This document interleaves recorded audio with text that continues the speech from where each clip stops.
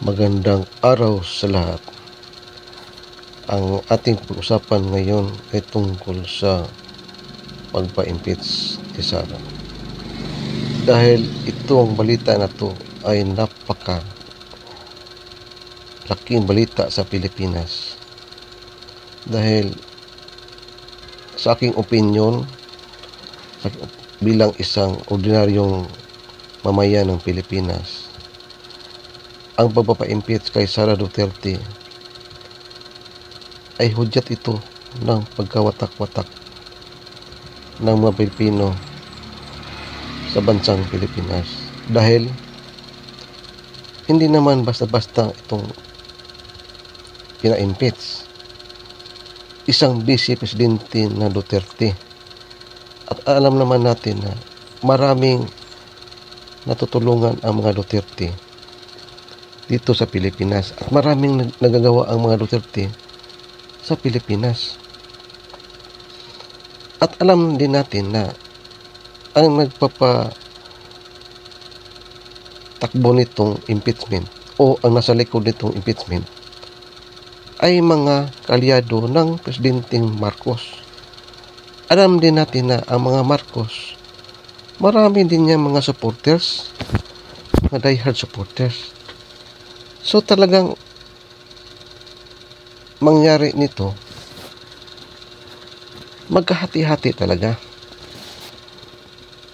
Kung ako lang ang masusunod, tama yung rally ng Iglesia ni Cristo na hindi dapat matuloy ang impeachment. Dahil magkawatak-watak talaga. At saka mahirap ang panahon ngayon. Mahirap ang mahal ang bilihin, mahal lahat. Walang trabaho, walang mga opportunity.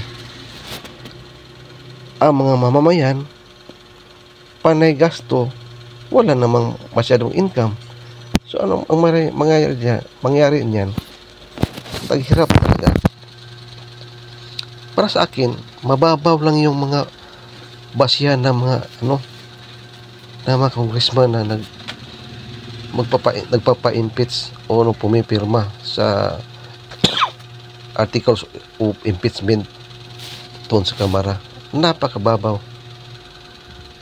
Biruin mo, kung sabihin naman natin na merong katiwalian, ang involved lang na pera, 125 million, kaya-kayang bayaran yan ng mga Duterte. Sa palagay ko, hindi naman hindi yan ninakaw ng mga Duterte yung nilisara yung 125 billion. Hinanapan na ng butas ng mga kalyado ng presidente para matanggal sa politika si Sara para hindi na makatakbo doon sa sa susunod na eleksyon sa 2028. Kasi sa palagay ko lang, itong Marcos na to, itong administrasyong Marcos na to, sa palagay ko lang gusto ito manatili sa kapangyarihan. Kasi pag matanggal ito o mawala ang mga Marcos sa kapangyarihan, kawawa ang mga ito. Kasi hindi na ito mananalo-nalo sa nasyonal. Ito nga si Aimee, wala na to. Hindi na ito manalo. Sa palagay ko lang. Kasi wala masyadong magandang nagawa ang kapatid niya bilang presidente. Kaya delikado ang mga pamilyang to. Mawawala to para to sa pareho lang to sa mga Aquino na mawawala sa sirkulasyon sa Pilipinas. Ang mangyari nito, itong mga Duterte ang siyang tinitingala palagi ng Pilipinas. Kasi maganda namang ginagawa ng mga Duterte. Wala namang masyadong walang anomalya na ginawa si Presidente Duterte nung sa kapanahonan niya.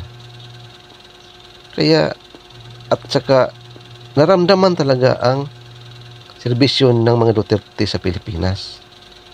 Biruin mo yung war on drugs.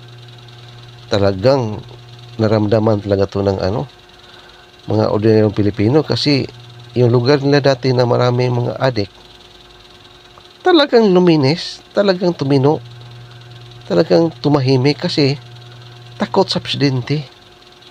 Biruin mo pa naman, ang mga adik dati talagang mawawala na lang bigla.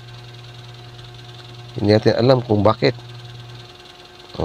Yung mga kriminal, talagang mawawala yan.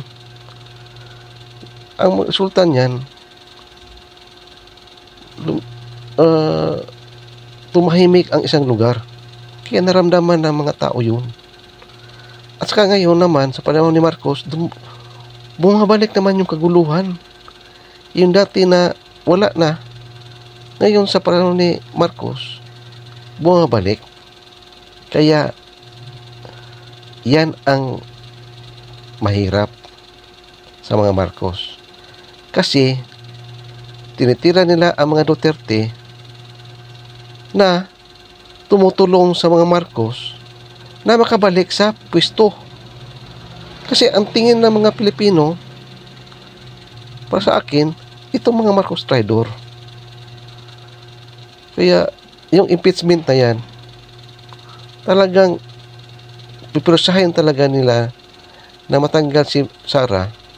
Gagamitin nila yung mga resources nila, pera, influensya, para matanggal si Sara. Pero sa tingin ko naman, magkagulo yan. Kasi yung mga supporters ng mga Duterte na naniniwala sa kanila, talagang lalaban at lalaban yan hanggang kamatayan. Kasi nakita nila yung totoong serbisyo na wala, hindi nila makikita sa panahon ng mga Marcos. At yun na lang. Maraming salamat at mabuhay tayong mga Pilipino.